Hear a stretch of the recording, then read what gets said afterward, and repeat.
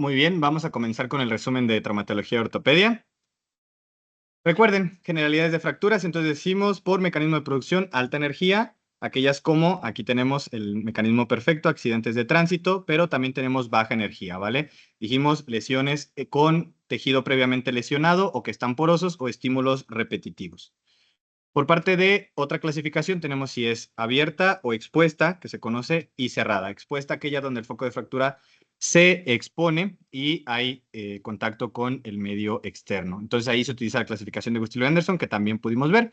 Cerradas, aquellas donde existe la fractura, pero el foco no tiene contacto con el exterior y por lo tanto los tejidos blandos están íntegros.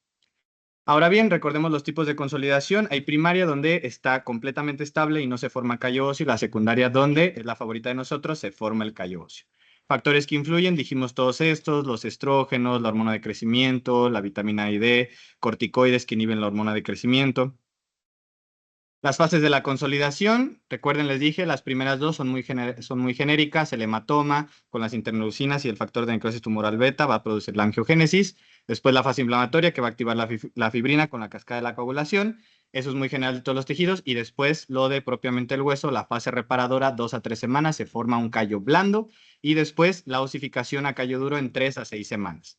La remodelación se puede llevar de la sexta semana a meses y aquí es donde después de este tiempo pues ya empiezan problemas en la consolidación como la retardo y la pseudoartrosis.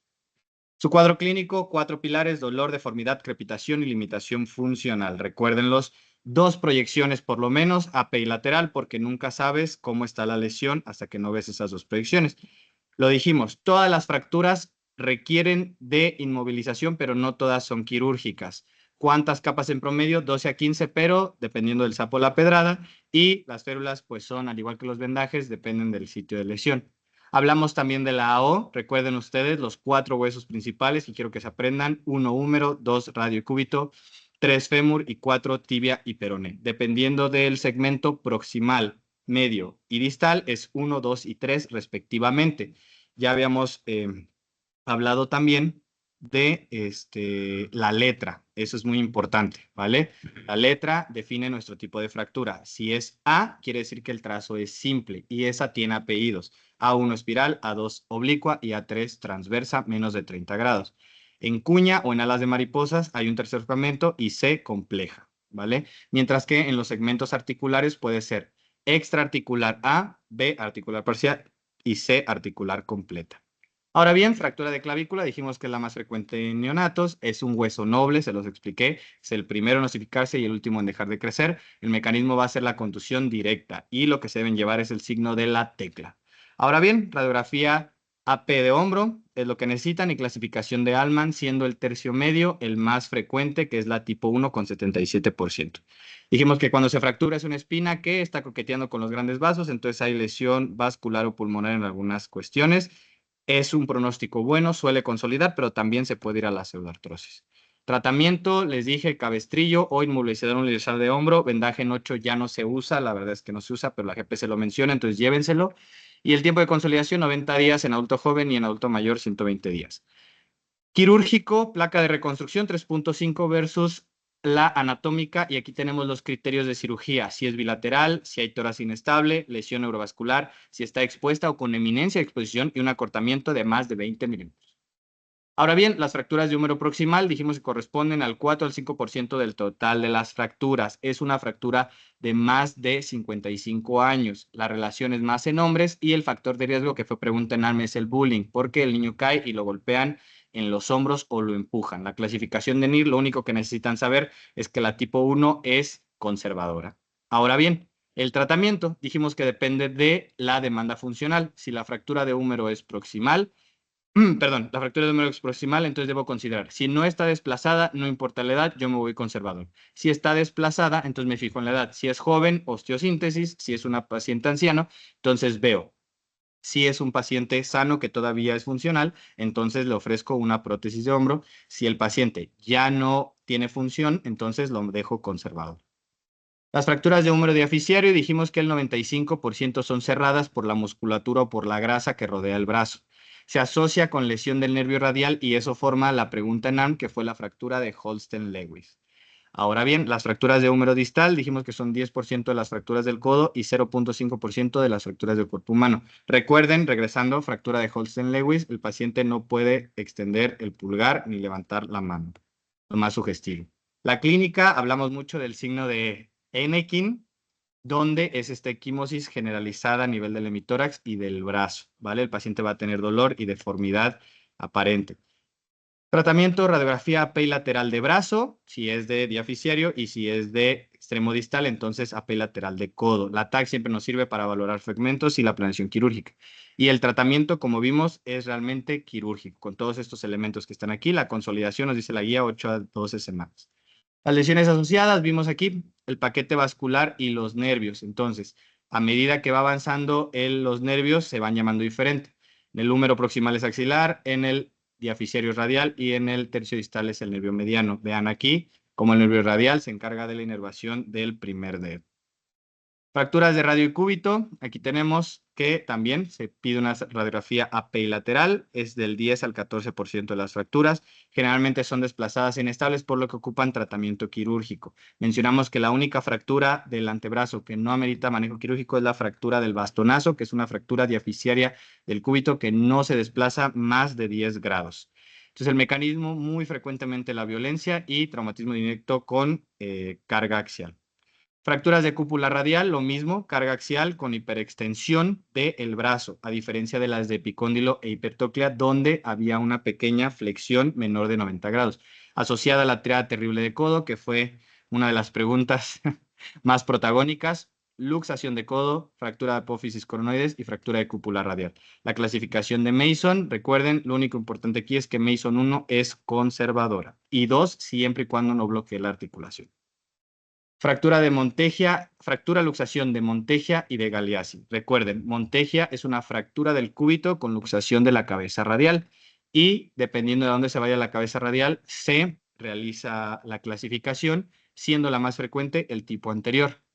Mientras que la fractura de luxación de Galeazzi es una fractura del radio con luxación del cúbito. La consolidación también nos reporta la guía de 8 a 10 semanas.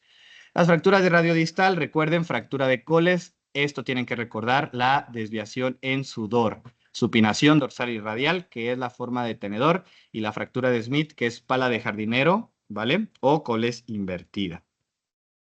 Ahora bien, las fracturas metafisiares distales de radio, también tenemos la fractura de Hutchinson o del chofer, que es la fractura de la apófisis estiloides del radio.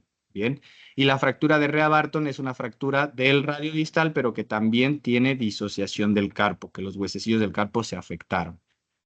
Las fracturas de la mano tenemos tanto los metacarpianos como las falanges. Ambas forman el 10% de las fracturas y estas son las fracturas más frecuentes, segunda y tercera fractura más frecuente del antebrazo. Vemos como la falange distal es la que más se fractura porque es la que está más en contacto con todas las actividades que realizamos. El mecanismo siempre va a ser la carga axial sobre el dedo o si hay un mecanismo de torsión, entonces se favorecen las fracturas espiroideas.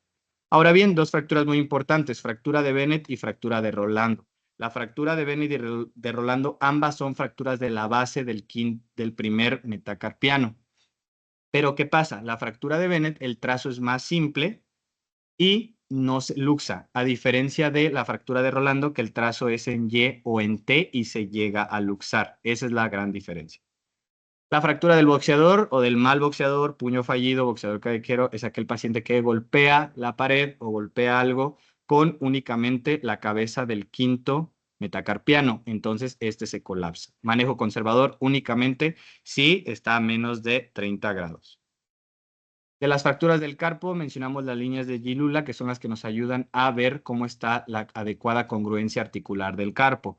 Los dos principales huesos del carpo que se fracturan son los que están juntos, el semilunar y el escafoides.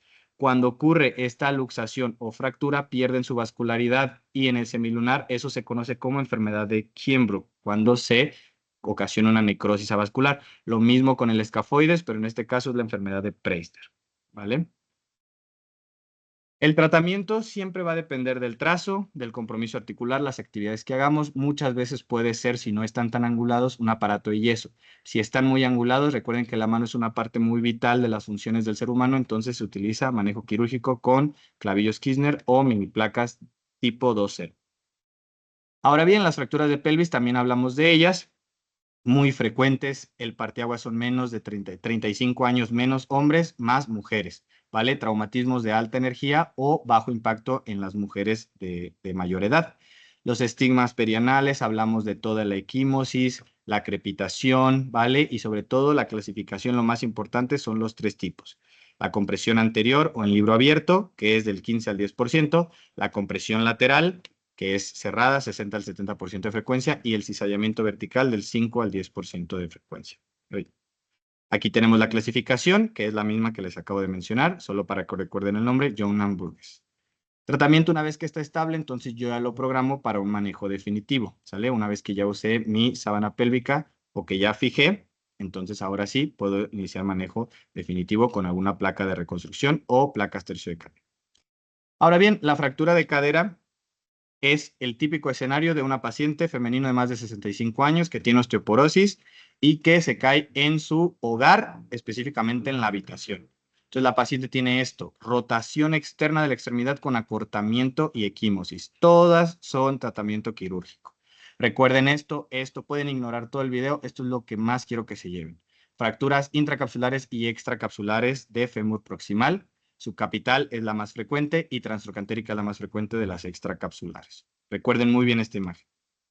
Clasificaciones para esas fracturas, recuerden todo lo relacionado con lo floral. Garden, ¿vale? Garden 1, donde es fractura incompleta. Garden 2, donde ya es fractura completa que no está desplazada. Garden 3, fractura desplazada menos del 50%. Y Garden 4, desplazada más del 50%. Ahora bien, tratamiento va a depender de la zona. Dijimos que en fémur proximal todas son quirúrgicas, pero fémur proximal, sistema de HS o prótesis, fémur diafisario, clavos o placas largas, y fémur distal, dijimos que también placas LCP o tornillos. Aquí está este algoritmo, llévenselo muy bien. Entonces dijimos fracturas de cadera. Defino si es intracapsular o extracapsular. Si es extracapsular, no me importa la edad, entonces me voy a osteosíntesis, a un clavo o un DHS. Si es intracapsular, entonces me fijo en el desplazamiento en la edad. Si es paciente joven, se va a osteosíntesis. Si es paciente anciano, veo el desplazamiento con Garden. Si es Garden 1 o 2, osteosíntesis. Si es Garden 3 o 4, entonces ofrezco una prótesis. Lesiones vasculares asociadas, recuerden, ¿vale? Al ser un hueso grande puede ocasionar coágulos, émbolos y puede ocasionar una tromboembolia pulmonar. Si presenta una fractura de fémur, petequias, tromboembolia pulmonar o síndrome de embolia grasa, que lo vamos a ver más adelante. La fractura de tibia, proximal, distal y de tobillo, dijimos que es la fractura más frecuente de los huesos largos. La tibia significa desnuda y al estar descubierta es muy fácil que se exponga. Ya se los había comentado. La incidencia, vemos pacientes jóvenes, hombres y mujeres añosas, media 37 años, múltiples mecanismos, ¿vale? Aquí tenemos, por ejemplo, tránsito, la flexión que les comentaba en 4 puntos, los HPAF, y el peroné siempre será, casi siempre, más bien, casi siempre, trauma directo. Clasificación de Schatzker, la vimos, tipo 1, recuerden, solo se afecta el platillo lateral. La tipo B se afecta el platillo lateral y tiene hundimiento. La tipo 3 solo tiene hundimiento lateral. La tipo 4 vemos donde se afecta el platillo medial. La tipo 5 es donde se afectan los dos platillos. Y la tipo 6, y es la que deben acordarse, es aquella que se va a diáfisis. La clasificación de Weber, recuerden, está la sindesmosis, que es este complejo ligamentario que abraza la tibia con el peroné. Si está por debajo de la sindesmosis, se llama infrasindesmal. El mecanismo más común es la inversión y es una A de Weber. Esta es la única fractura de tobillo que es conservadora. Después, la tipo B, que es la trasindesmal y tiene un mecanismo de eversión. Y la tipo C, que es suprasindesmal por arriba de la sindesmosis y es un mecanismo más de rotación. Ahora bien, el tratamiento también va a depender de la zona. Si es a nivel metafisiario, entonces podemos hacer osteosíntesis con todos estos materiales, reducción abierta y fijación interna, versus reducción cerrada y fijación percutánea. Mientras que si es diafisiario, entonces podemos poner clavos o placas. Lo que mencionábamos, única fractura conservadora de tobillo es la A de Weber. Fractura de patela, decíamos, una incidencia similar a la tibia. Lo más común es la caída de rodillas del paciente, aunque también los microtraumatismos lo pueden ocasionar. Gran hemartrosis, aumenta mucho el volumen de la rodilla, eso es muy característico. Yo pido una radiografía perilateral. Si no está desplazada, pongo yeso. Si está desplazada, entonces un cerclaje.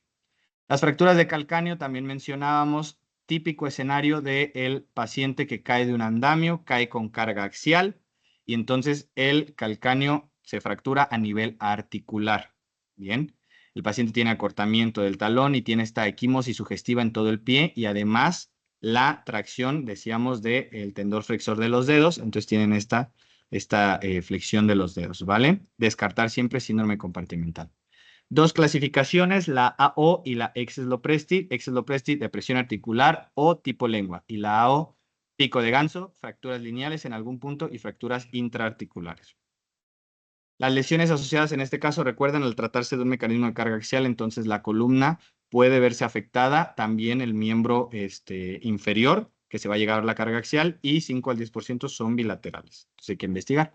Fractura del astrágalo es la segunda más frecuente del pie, lo comentábamos. Donde más se fractura es la cabeza, en un 3 a 5%.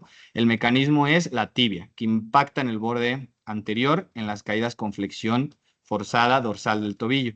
Y recuerden la fractura del aviador, que mencionamos que es una fractura del cuello del astrágalo que sufrían los aviadores durante la Segunda Guerra Mundial al chocar el pedal del timón les daba en el pie. La clasificación de Hawkins está únicamente con que recuerden que existe para las fracturas de astrágalo. Metatarsianos, el más común es el quinto, hablamos de dos tipos, la fractura de Deutschlander, que es el segundo metacarpiano, secundario a fatiga o mecanismo repetitivo, y la fractura de Jones, recuerden a mi compañera Vanessa, que se cayó las escaleras, el músculo peroneo corto tracciona porque ahí se inserta y generó esa fractura. El tratamiento es estable, el tratamiento si es estable y no está angulado, puedo poner yeso, si es inestable, entonces clavillos o mini placas. Recordemos aquí las fracturas de falange, lesiones más comunes del antepié, por esto, porque es las que más están expuestas si nos golpeamos. El dedo que lamentablemente más se fractura es la falange proximal del quinto dedo por traumatismo directo. Tratamiento puede ser igual, conservador versus quirúrgico, siempre y cuando no haya tanta inestabilidad, puede ser conservador. Ahora bien, vámonos con las fracturas cervicotoracolumbares. Las fracturas de columna representan el 5 al 6% del total de fracturas, una relación más en hombres. Y los mecanismos aquí están: flexión, extensión, compresión y distracción. ¿Vale? Nos dice la O-spine, recuerden, tipo A es aquella donde solo se afecta un componente, A0 se afecta algún componente, alguna apófisis. A1 se afecta el cuerpo vertebral. Las tipo B ya se afecta el cuerpo vertebral y el complejo ligamentario posterior, y las tipo C son desastre. Recuerden la escala ASIA, es un mapa del cuerpo, me permite ver a mí en qué nivel está la lesión. De aquí solo tienen que recordar que tanto Frankel como Asia, la escala A es lo más grave con afectación completa, sensitiva y motora, y la tipo E es donde todo está normal. Recuerden, fracturas cervicales de C1, el Atlas. Recuerden que la más común es la fractura de Jefferson, que afecta a los dos anillos. El C1 es así, es una vértebra, literalmente dos anillos, uno anterior y uno posterior. La fractura desplaza los anillos por un mecanismo de compresión, entonces no se asocia a lesión neurológica porque incluso le da más espacio a la médula. La fractura de C2 es la vértebra con la forma más particular. El mecanismo es esto, una hiperextensión, y por lo tanto las fracturas de segmento posterior son comunes en la gente que se ahorca, y así se llama la fractura de Hangsman o del ahorcado. También, al tener esta estructura tan característica, que es la apófisis odontoides, entonces vamos a tener tres tipos, ¿vale? La fractura de Chance, lo mencionábamos, pacientes, es una fractura toracolumbar donde el paciente se pone mal el cinturón y se genera un mecanismo de desaceleración que atraviesa la energía, el cuerpo vertebral, por una flexión en el eje anteroposterior de la columna, asociado mucho a lesiones viscerales, recuerden eso. ¿Cuál es el tratamiento? Control de daños, ¿sale? Y cirugía precoz. El esguince cervical, lo mencionábamos, es el resultado de una lesión combinada, tanto flexión como extensión. Puede ser lesión ligamentaria o estiramiento muscular, ¿vale? La clínica muy variada, limitación de la movilización del cuello, cervicalgia, entumecimiento, parestesias, dolor interescapular o lumbalgia si es un nivel más abajo, vértigo, vómito, mareo o talgia. Esto es lo importante, los grados. Grado 1 solo tiene dolor, grado 2 tiene dolor más rigidez y eso es lo sugestivo para saber que es un tipo 2 con contractura. Grado 3 es todo lo anterior más deterioro neurológico y grado 4 hay evolución de algún elemento óseo. ¿Qué nos dice la guía? Que espera una recuperación al mes del 33 al 96%. Lo que deben saber aquí es que los primeros dos grados analgésicos, a partir del grado 3, collarín rígido tipo Filadelfia. Los collarines blandos, tírenlos a la basura. Ahora bien, vamos con el esguince de tobillo. Igual tenemos 4 grados. El primero es donde únicamente hay distensión de las fibras. pero el paciente camina, y esto es lo clásico, lo que tienen que llevar, camina. Grado 2, hay rotura parcial, pero camina con apoyo. Grado 3, hay una rotura completa y el paciente ya no camina. Y el grado 4 se asocia a luxación. Mi diagnóstico es clínico, normalmente le pido radiografías, pero saben que en la literatura existen los criterios de Ottawa que nos dicen que sí o no debemos tomar las radiografías, pero en la vida real a todos le tomamos. Ahora bien, el mecanismo más común es inversión forzada, es la lesión deportiva más común y la estructura que más se lesiona es este de aquí, el ligamento peroneo-astragalino anterior. Grado 1, analgésicos y el vendaje simple que le puse a la doctora Ana.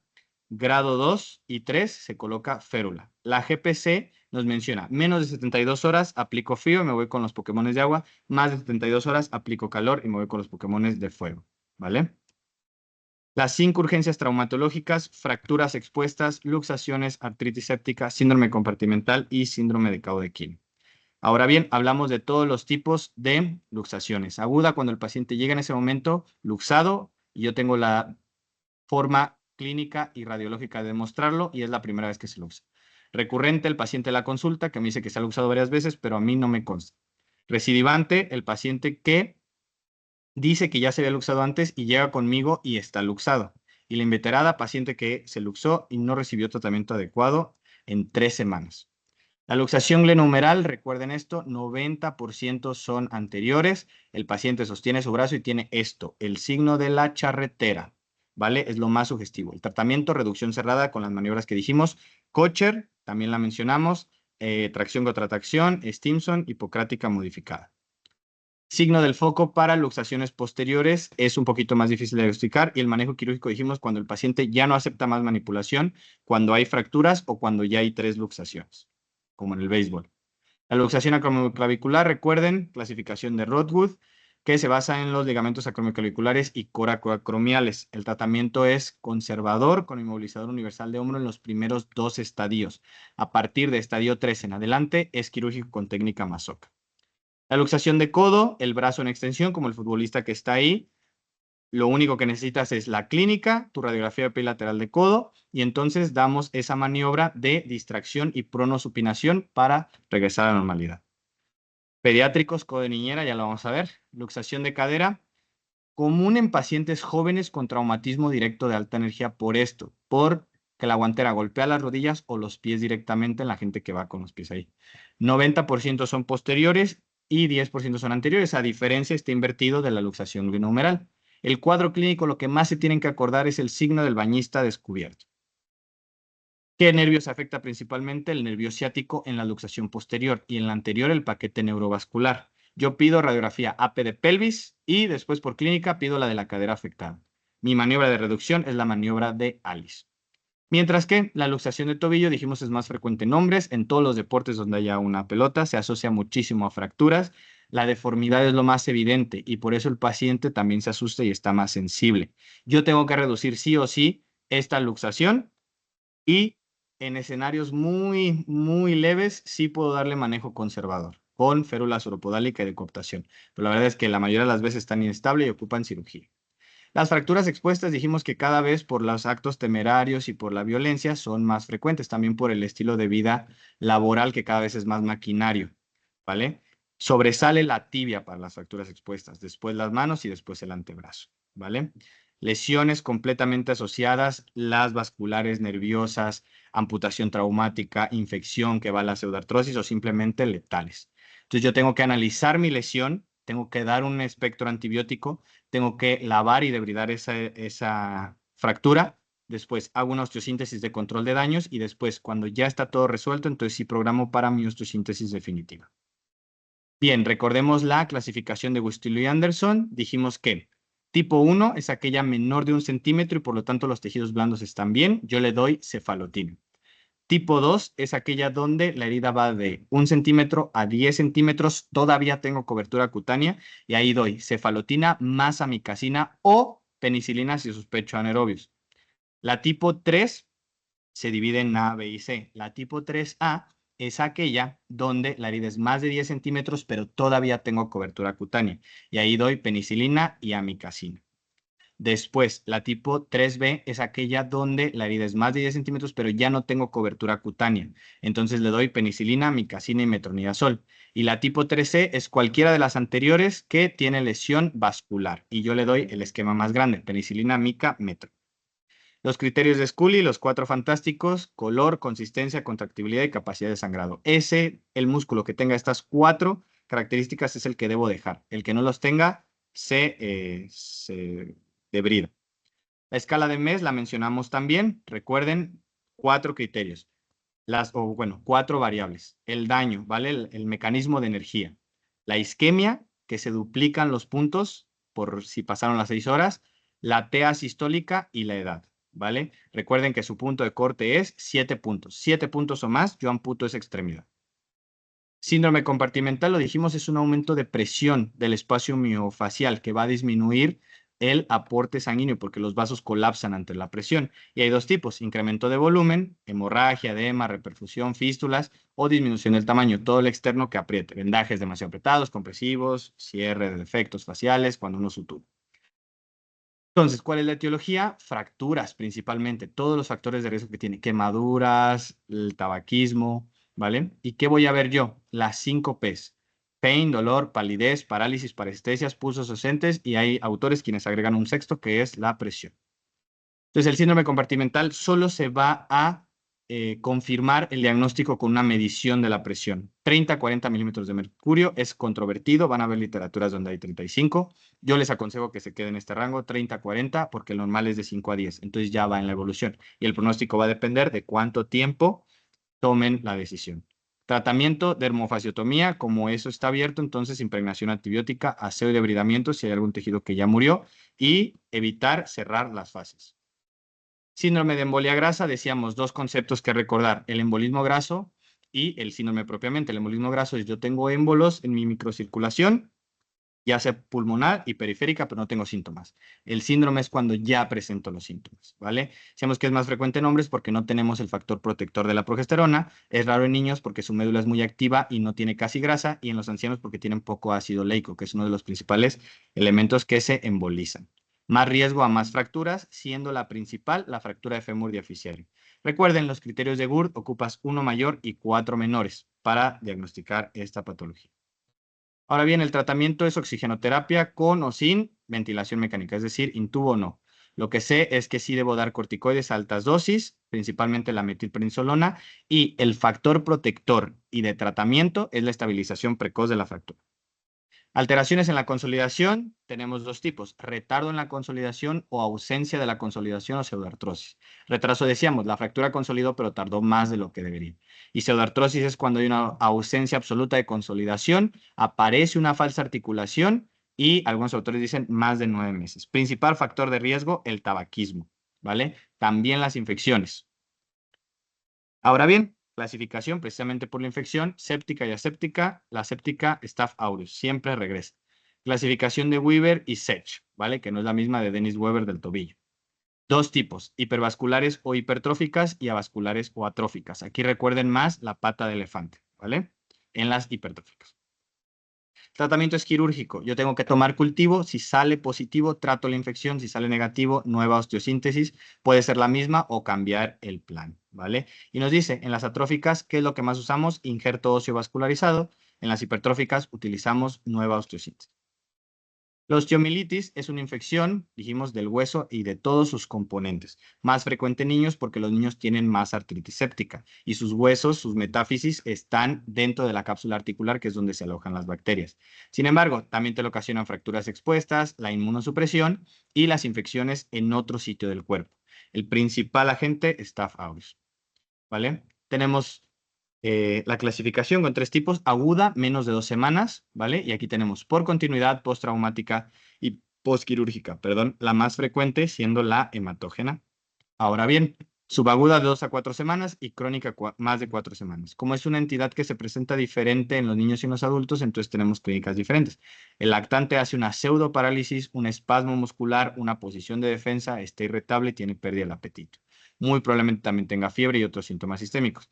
Mientras que el adulto, ahí sí nos escriben un poquito más: fiebre, escalofríos, incapacidad funcional, inflamación, alteraciones en la marcha si es extremidad pélvica, dolor articular. Ahora bien, comentábamos que para el diagnóstico la BCG, la PCR y la lactato deshidrogenasa se elevan, ¿vale? La BCG entre el primer y quinto día y la PCR entre las primeras 8 horas. La GPC no da rangos de elevación. Estudios de imagen, si estoy en los primeros 15 días, resonancia magnética con gadolinio, pero eso es muy impráctico y más de 15 días mis radiografías simples. Tratamiento, yo tengo que lavar a este paciente, tengo que lavar y sacar toda esa pus, llegar a la cavidad.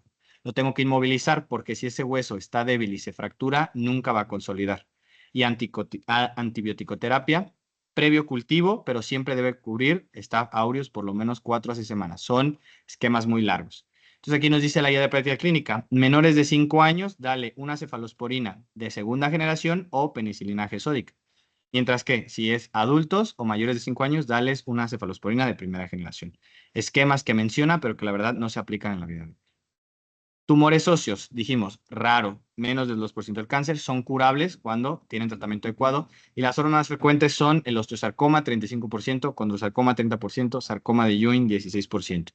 Esta tabla es muy buena, que nos habla de la edad, cuáles son los más frecuentes. Recién nacidos, MED de neuroblastoma, infancia, condroblastoma, adolescencia, osteosarcoma y sarcoma de Ewing, adulto, condrosarcoma y tumores células gigantes, y adultos mayores, MEDs de algún otro cáncer. Entonces, el osteosarcoma, neoplasia maligna, forma este hueso inmaduro. Corresponde al 4.5% de las neoplasias y la media es de 16 años. El tipo más común es el osteoblástico, que producen los osteoblastos que están formando ese hueso inmaduro que no termina su proceso de mineralización ni de osificación. ¿Dónde le gusta? La rodilla, fémur distal y tibia proximal. Y aquí tenemos algunos factores de riesgo: radiación previa en niños con leucemia, el antecedente familiar, la enfermedad de Payet, que mencionamos, que hay un recambio acelerado de los osteoblastos y los osteoclastos en algunos puntos del hueso y por eso se deforma. Y el síndrome de Li-Fraumeni, que nos ocasiona neoplasias en todos lados. Entonces, que vamos a tener un dolor óseo y una tumoración metafisiaria. También va a haber elevación de la fosfatasa alcanila y de la lactato deshidrogenasa. La radiografía nos va a aparecer el sol naciente, las capas del cebolla y el triángulo de Codman. Mi gol estándar, lo mencionamos, es la biopsia y la extensión lo hago con resonancia magnética con gadolinio. Tratamiento de cirugía más quimioterapia neoadyuvante, metrotexato y doxorubicina, y la sobrevida, a pesar de que es una lesión maligna, a 5 años es buena con 80%. El condrosarcoma, en cambio, no produce ningún tejido óseo, solo es matriz cartilaginosa. Vemos que la relación es igual, es más frecuente en mayores de 40 años, y el tipo más común es el convencional. Le gusta la pelvis y la porción proximal del fémur, ¿vale? Es decir, la cadera. Y vemos que el principal factor de riesgo son mutaciones en la deshidrogenasa de isocitrato tipo 1 y 2. Ahora bien, este es un tumor indoloro, con dolor insidioso y leve, entonces es un diagnóstico tardío. Las radiografías podemos ver que es una lesión mucho más lítica, más agresiva y que aparte tiene calcificaciones en el interior. El estadiaje lo hacemos con TAC y o resonancia y el estándar de oro es la biopsia a cielo abierto.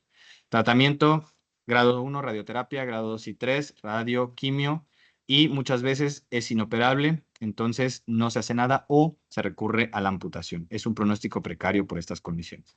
Mientras que el sarcoma de Ewing es una lesión que abarca tanto huesos en un 80% como tejidos blandos. Es el segundo tumor más frecuente en menores de 20 años, siendo el primero la leucemia. Hay una translocación recíproca de los cromosomas 11 y 12 y la zona más afectada es la pelvis y luego el fémur. Recuerden que tanto hernia inguinal como anormalidades urogenitales o la neoplasia endocrina múltiple están asociadas a esta lesión. Esta es un dolor persistente y progresivo, que al igual que la osteoartrosis empeora con el ejercicio y mejora con el reposo. Tenemos las mismas imágenes que del osteosarcoma. Capas de cebolla, triángulo de Codman, pero aquí también vemos la imagen apolillada. El gol estándar es la toma de biopsia a cielo abierto, la TAC para evaluación del tumor IMEDS, la resonancia para la extensión y el tratamiento, quimioterapia, muchas combinaciones, cirugía si es resecable, ¿vale? El pronóstico depende de las MEDS, que son más común a pulmón y médula ósea. El síndrome de hombro doloroso, dijimos, es todo dolor siempre y cuando sea de los tejidos blandos, no tenga que ver con artrosis, fracturas o neoplasia.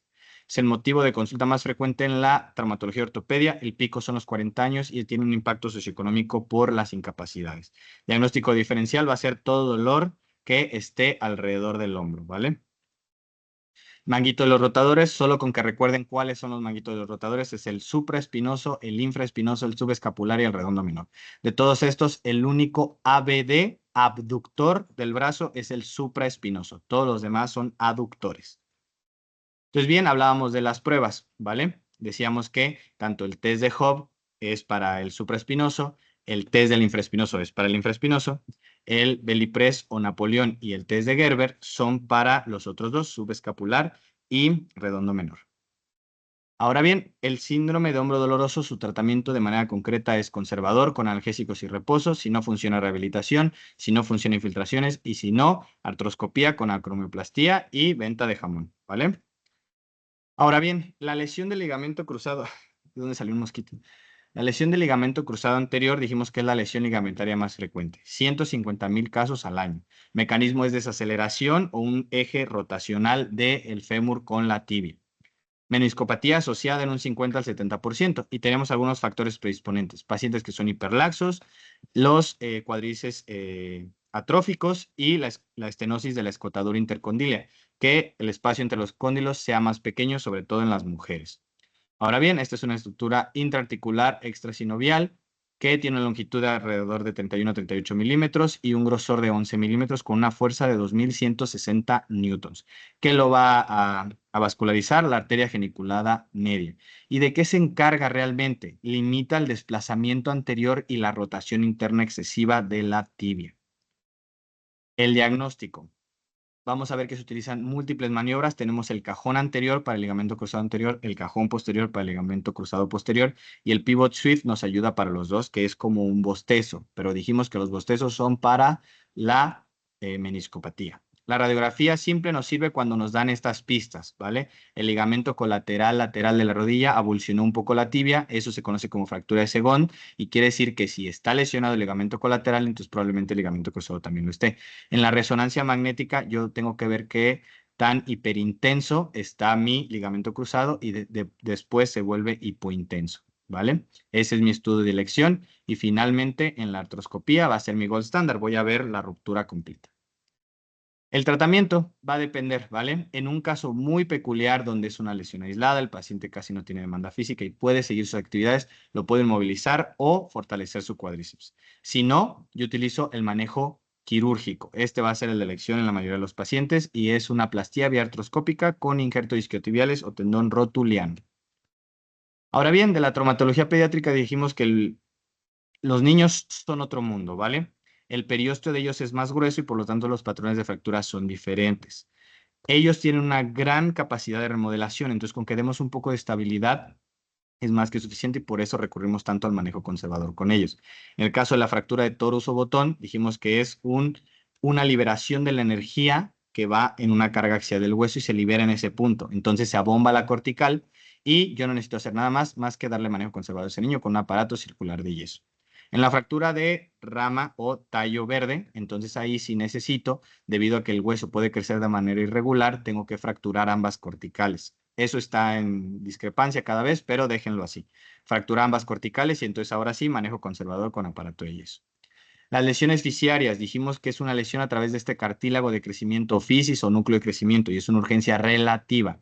¿Qué necesitan saber de esto? Clasificaciones Salter y Harris. Tipo 1 a través de la fisis, tipo 2 a través de la fisis y se va a metáfisis, tipo 3 a través de la fisis y se va a epífisis, tipo 4 se lleva todo, la epífisis, la fisis y la metáfisis. Y finalmente la tipo 5 que es una compresión fisiaria. Las fracturas supracondíleas extremadamente frecuentes, caída de pasamanos, ¿vale?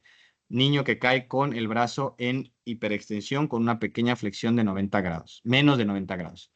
La clínica va a ser el signo de Kirmison, que está aquí, y el tratamiento con Clavillos-Kirchner. Aquí tenemos la clasificación de Garland, que nos habla 4 tipos. Tipo 1 no desplazada, tipo 2 desplazada pero cortical posterior íntegra, tipo 3 involucra la cortical ya posterior, las dos, y la tipo 4 se asocia a luxación. Codo de niñera, se los digo por favor. Otra de las diapositivas que si quieren ignorar todo el video, nada más la del doctor Martín y esta, llévensela, ¿vale? ¿Qué es el codo de niñera? Es una luxación de la cabeza radial fuera del ligamento anular, ¿vale? Entre 1 y 3 años es el caso clínico que que les van a poner. Mecanismo dolor, codo en semiextensión, antebrazo supinación, pero sobre todo el niño se sujeta el brazo lesionado con el otro. Eso es lo más importante. El tratamiento es la reducción, ¿vale? Con la hiperextensión nuevamente del brazo y aquí deben sospechar maltrato. Ahora bien, dispersia del desarrollo de la cadera, dijimos, es una enfermedad que tiene una etiología desconocida, que es mucho más frecuente en las mujeres, que tiene 3 factores de riesgo hereditarios, principalmente la relaxina. Recordemos esto, de los intrauterinos o mecánicos, la presentación pélvica, y de los extrauterinos, la extensión y la aducción de la cadera. Ahora bien, dependiendo de la edad van a ser los signos. Primeros 3 meses, Barlow, que decíamos luxa la cadera, y ortolanin, que es adentro, reduce la cadera. Más aparte, en estos 3 meses tenemos el signo de Peter Brodin, que es la asimetría de pliegues y la limitación para la aducción de la cadera. De los 3 meses al año, que es cuando yo empiezo a caminar, aparecen nuevos signos y se pierden Barlow y Ortolani. Ahora tenemos signo de Galeazzi y el signo de Dupuytren o del pistón, ¿vale? Pero seguimos conservando la simetría de pliegues y la limitación de la aducción. Después de la marcha ya tenemos estos signos, el acortamiento, signo de Lloyd Roberts, tenemos la hiperlordosis lumbar para compensar esa discrepancia entre la extremidad y el signo de Trendelenburg. También está la marcha de Duchenne o de tipo pato, que es single layers de Beyoncé. Hasta los 3 meses de edad, yo le hago el ultrasonido con el método de Graf, ¿vale? Es todo lo que tienen que saber. 3 meses, hasta 3 meses, ultrasonido y uso método de Graf. ¿Qué sí tengo que saber después de los 3 meses? Uso radiografía y yo me tengo que aprender la triada de Put, que dijimos es una hipoplasia de la cabeza femoral, que está toda chiquita, el desplazamiento que se va hacia lateral y hacia superior, y la displasia del techo acetabular, que no está formando, no está haciendo un techo sobre la cabeza femoral y está más vertical u oblicua. Ahora bien, el tratamiento, menos de 6 meses, yo le pongo el arnés de Pavlik. Es mi método de elección, eso del doble pañal ya no se usa. No me respondió con el arnés de Pavlik a los más de 6 meses de tratamiento, entonces yo me voy a la cirugía. Reducción abierta y valoración de tenotomías de psoas y aductores, más colocación de aparato de yeso pelvipodálico. La enfermedad de Leckalbe-Pers, decíamos, es una necrosis aséptica de la cabeza femoral del paciente pediátrico por una alteración en la circulación idiopática. Es muy frecuente, 1 en 4.000 niños. La relación aquí se voltea comparado con displasia del desarrollo de la cadera, que es 5 niño, 1 niña. El pico es de 4 a 8 años y la etiología es desconocida. Algunos factores de riesgo, crecimiento rápido, cambios hormonales, por eso les decía que yo los veía más en adolescentes, y bajo peso al nacer.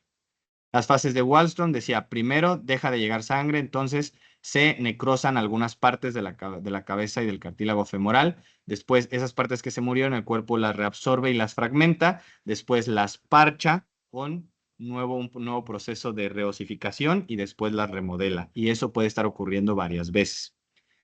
La clínica es un dolor insidioso en muslo y rodilla, pero también debemos sospechar de la cadera. O sea, el problema está en la cadera, pero los niños muchas veces refieren que el dolor está en su rodilla, tenemos que buscar. 75% lo encontramos en fase de necrosis o de fragmentación. ¿Y qué vamos a ver? Una cabeza más densa, más aplanada, un aumento del espacio articular, ¿vale? Eso es lo que más necesitan saber. La clasificación de Stulberg, aquí la veíamos, entonces, cabeza normal, tipo 1, sin problemas. Tipo 2 es una cabeza esférica todavía, pero más grande. Tipo 3 es ovalada. Tipo 4 ya se aplanó en un eje y tipo 5 ya es un cuadrado total. Entonces, dependiendo de qué requiero yo para esa cadera, se dan los tratamientos. Dijimos, si quiero movilidad, terapia física, toxina botulínica, movilización bajo sedación. Si quiero mejorar la carga, entonces reposo, silla de ruedas, limitación de ejercicio, marcha con muletas. Si quiero recuperar la congruencia, entonces puedo usar una ortesis tipo Atlanta o la osteotomía de Salter. Mientras más pequeño sea, mejor el pronóstico. El pie equinovaroducto cavo, dijimos, también extremadamente frecuente, 1 en 1.000 recién nacidos vivos. Es un poquito más frecuente en hombres, 2 a 1, bilateral el 50% de los casos. La etiología, sobre todo, posicional, ¿vale? Intrauterino. ¿Cuál es el hueso que sufre aquí y es el protagonista? Es el astrágalo. Cuando tú pones el yeso, en el método Ponseti tienes que siempre estar presionando el astrágalo, ¿vale? Para que no pierdas la reducción. Entonces, los componentes dijimos, a ver si, es que no veo si es... Entonces dijimos, tienes tu pie así, esto es la tibia, esto es el pie. Entonces dijimos equino, sí, equino, varo, aducto, cavo, ¿vale? Entonces, equino es la flexión plantar del tobillo, el varo es la inclinación medial de la planta del pie, el aducto es la incurvación medial de los metatarsianos con respecto al retropié y el cabo es el arco plantar más alto de lo normal. Diagnóstico meramente clínico y el tratamiento desde el momento en que hacemos el diagnóstico, que es en el momento del nacimiento, se aplica el método Ponseti. ¿Qué es el método Ponseti? Esta aplicación de 5 yesos seriados con el objetivo de corregir la deformidad. Después de que pusimos los 5 yesos, hasta el final se corrige el cabo con una tenotomía percutánea del tendón de Aquiles. Y recuerden, el método Ponseti corrige el aducto, el varo y el equino, o sea, al revés. Su regalo, que no es tan regalo, para que comparen de manera rápida las principales enfermedades de ortopediatría. Aquí está su flashcard, la primera de la clavícula, húmero, radiocúbito, mano y carpo. Aquí les voy poniendo cada una para que de forma rápida en el video pues ya las localicen. No tengan que estar abriendo de una por eso se las puse aquí al final. Creo que está muy bien resumido y eso sería todo. ¿Vale? Muchísimas gracias.